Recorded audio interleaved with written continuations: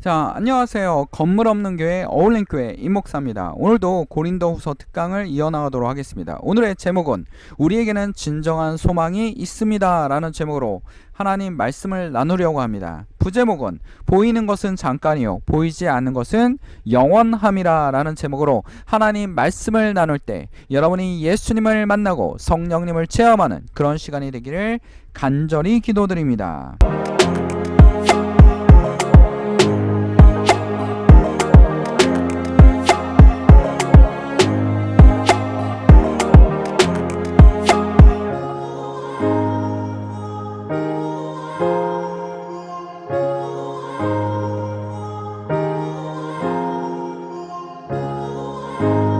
자, 인생은 고통이란 말이 있습니다. 인생에 대해서는 우리가 여러 가지 얘기를 들 수 있습니다. 살다 보면 고통스러운 일도 있고 힘든 일도 있습니다.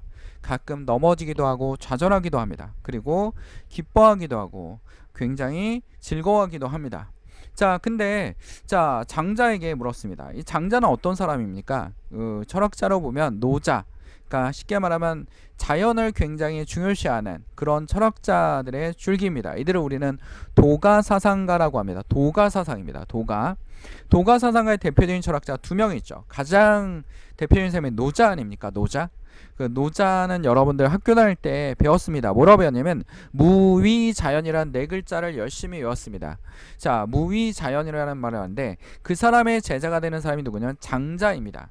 장자가 아내와 굉장히 사이가 좋았다고 합니다. 근데 어느 날 아내가 죽었습니다. 근데 장자 친구들이 어떡합니까? 이제 위문하러 온 거죠. 아내가 장례식도 보고 위문하러 왔는데 장자가 막 굉장히 좋아하는 겁니다. 그 꽹과를 치면서 막 웃고 이러고 있는 겁니다. 그래서 친구들이 당신이 굉장히 좀 사이코 같은 기질이 있긴 했는데 정말 제정신이 아닌 것 같다. 아내가 죽었는데 슬퍼하지 않고 지금 뭐 하고 있느냐 라고 얘기했더니 장자가 이런 얘기를 합니다. 그런 게 아니지. 내가 아내가 죽었는데 나라고 어찌 가슴이 아프지 않겠는가. 그러나 가만히 생각해보면 그런 것만도 아니라네. 한 사람으로서 저 여자는 본래 생명도 형체도 심지어는 기조차도 없었다네. 그 뒤에 언제부터인가 무엇인지 알 수 없는 어떤 것이 점차 한데 섞여 기가 되고 형체가 되고 생명이 돼서 생겨난 것이지.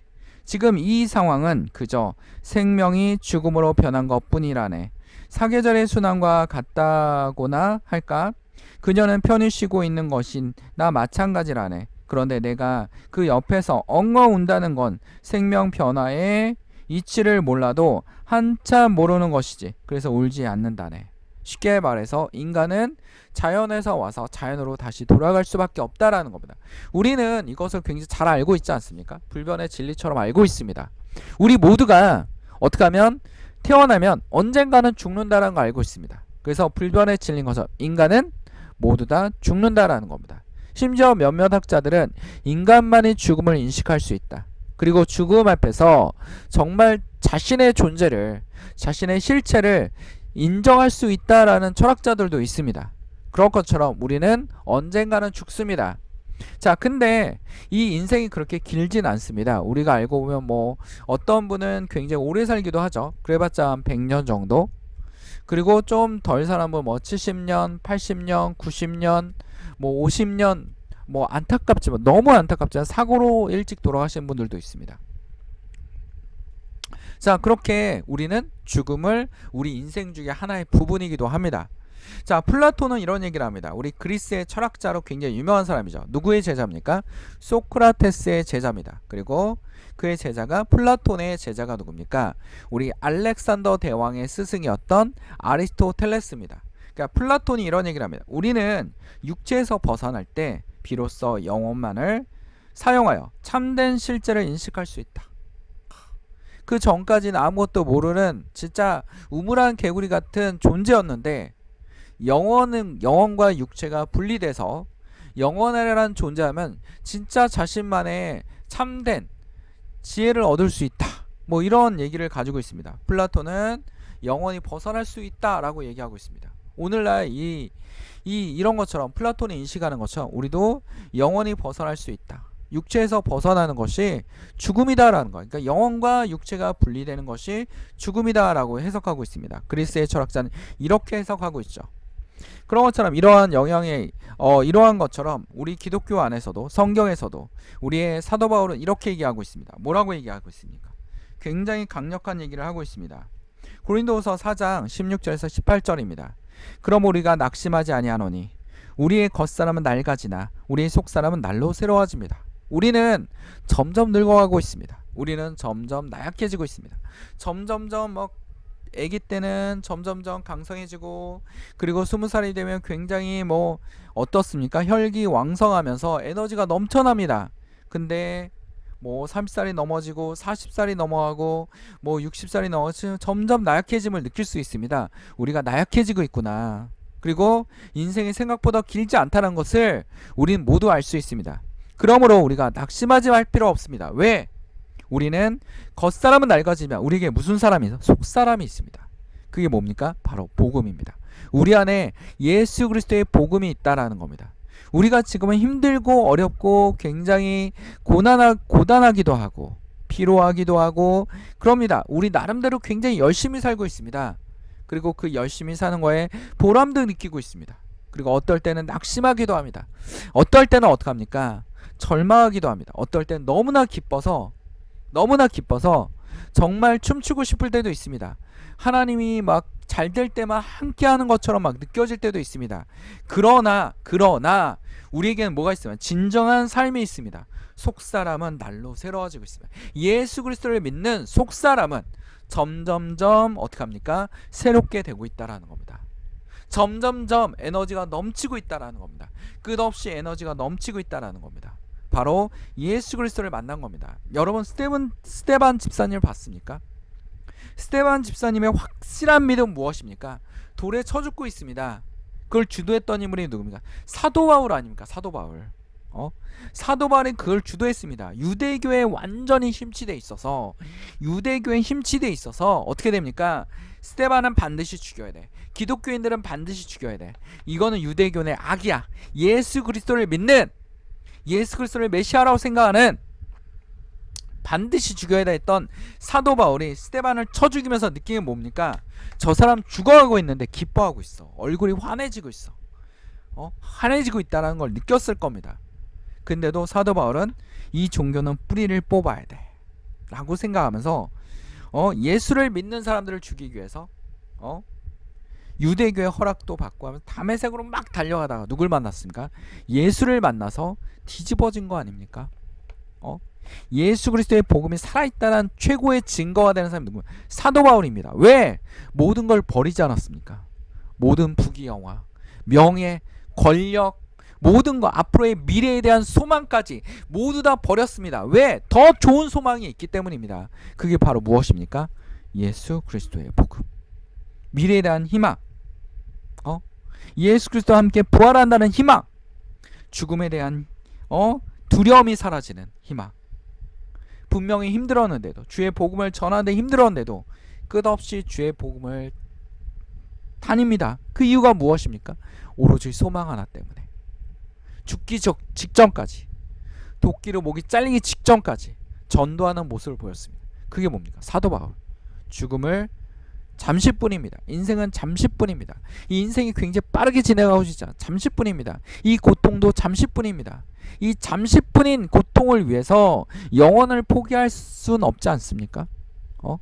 엄청난 여러분 기회비용을 발생하지 않습니까? 이 짧은 시간을 어떻게 부귀영화를 누리면서 굉장히 하나님을 모르고 타락하면서 살아가다가 영혼의 삶을 어떻게 됩니까? 완전히 포기하는 그런 삶을 살 수 있다라는 겁니다.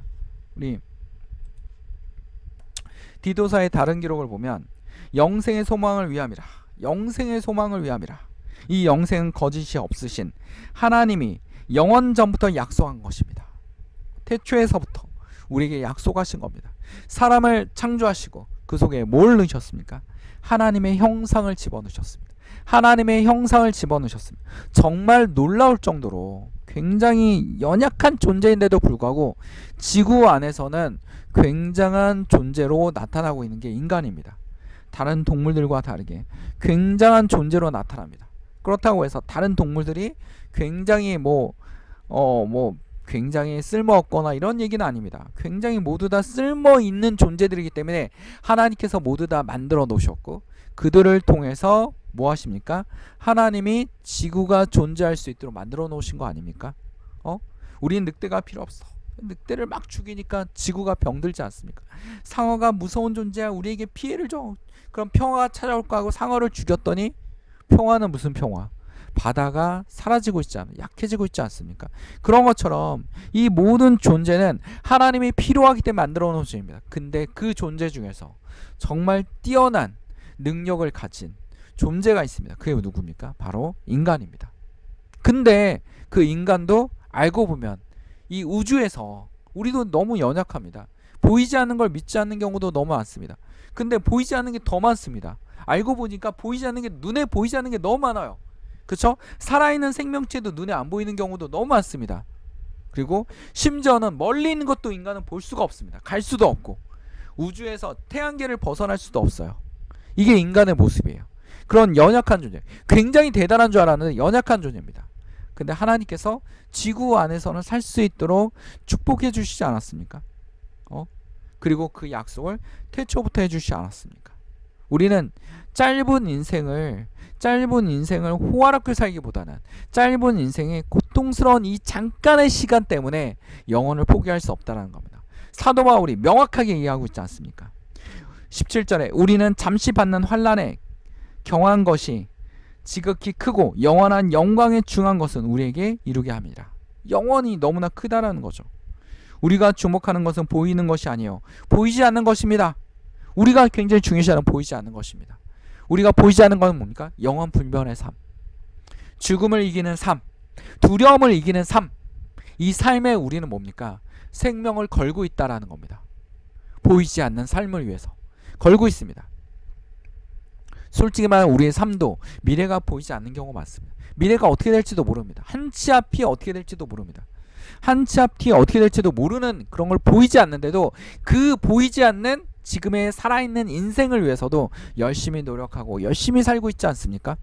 근데 그 이후의 삶에도 우리는 그 이후의 삶을 위해서도 하나님을 붙잡고 예수 그리스도의 복음을 붙잡고 지금의 잠시 고통과 짧은 인생을 위해서 영원한 삶을 포기할 수 없을 것입니다. 분명한 것은 뭡니까? 잠깐이라고 얘기했습니다. 잠깐입니다. 그러나 보이지 않는 것은 영원합니다. 속사람을 살리기 위해서 영원한 삶을 걸어갑니다. 누구처럼요? 우리의 앞에 있는 많은 성직자들처럼, 많은 성인들처럼, 예수 그리스도에서 순교한 성인들처럼 영원한 삶을 위해서 걸어가고 있습니다. 죽음을 두려워하지 않습니다. 초대교회 성도들이 로마의 핍박을 당할 때, 로마가 잠시 동안 그 기독교인들을 핍박하지 않았습니까? 핍박해서 콜로세움 원형 경기장에서 죽음을 향해서 달렸지만 그들은 어디에 소망을 부었습니까? 예수 그리스도 복음, 속사람의 소망을 부었습니다. 지금의 삶이 아니라 속사람의 삶, 영원한 삶에 대해서 우리가 소망을 품고 있습니다. 우리에게 진정한 소망이 있습니다. 그것은 무엇입니까? 예수 그리스도입니다. 스테반 집사님처럼, 아니면 초대교회 성도들처럼, 아니면 우리의 영원한 이 지구에 살고 있는 동안 역사 속에 있었던 많은 성인들처럼 예수 그리스도의 복음에 대한 삶을 살고 있습니다. 돈도 아닙니다. 명예도 아닙니다. 권력도 아닙니다. 권력도 오래가지 않습니다. 영원한 권력자는 아무도 없지 않았습니까? 모두 다 무너지고 그들은 모두 다 땅속에 묻혔습니다. 자연의 이치처럼 모두 다 땅으로, 흙으로 돌아갔습니다. 그러나 그 이후의 삶, 우리가 죽음 앞에서 우리의 존재를, 실제적인 모습을 알 수 있다라는 학자들처럼 우리의 모습을 진정으로 알았을 때, 예수 그리스도를 만났을 때 진정으로 우리의 삶을, 우리의 모습을 알 수 있다라는 겁니다. 우리는 죄인입니다. 예수님을 만나며 변화됐습니다. 예수님을 만나면서 우리가 새롭게 됐습니다. 예수님을 만나면서 우리의 실존적인 존재를 이해할 수 있었다라는 겁니다. 이 말씀을 기억합시다. 우리가 주목하는 것은 보이는 것이 아니요 보이지 않는 것이니, 보이는 것은 잠깐이요 보이지 않는 것은 영원함이라 라는 이 말씀을 꼭 기억합시다. 다 같이 기도하겠습니다. 사랑하는 충만하신 아버지, 오늘도 주의 말씀을 통하여 우리가 변화되며 주님을 의지하며 예수 그리스도를 따라가며 모든 우상을 무너뜨리고 오로지 예수 그리스도를 바라보는 주의 성도들이 되게 하여 주시옵소서. 주님을 바라보는 주의 종들이 되게 하시고 주님의 사역을 위해서, 하나님의 일을 위해서, 예수 그리스도를 위해서 헌신할 수 있는 주님의 종들이 될 수 있도록 주님 붙잡아 주시옵소서. 영혼에 악한 영에 잡혀 있는 사람이 있습니까? 치료하여 주시옵소서. 육체적으로 고통을 당하고 있으니까 주의 영광을 위하여 예수 그리스도의 이름을 높이기 위하여 치료하여 주시옵소서. 식탁 위에 음식이 끊이지 않게 하시고 우리의 부족함을 주께서 채우사 하나님께 영광을 돌리는 주의 성도들이 되게 하여 주시옵소서. 우리를 위해서 십자가에 달려 돌아가시고 부활하신 예수 그리스도의 이름으로 기도드립니다. 아멘. 하나님께 영광의 박수를 올립니다. 건물 없는 교회, 어울린 교회 말씀 창고였습니다.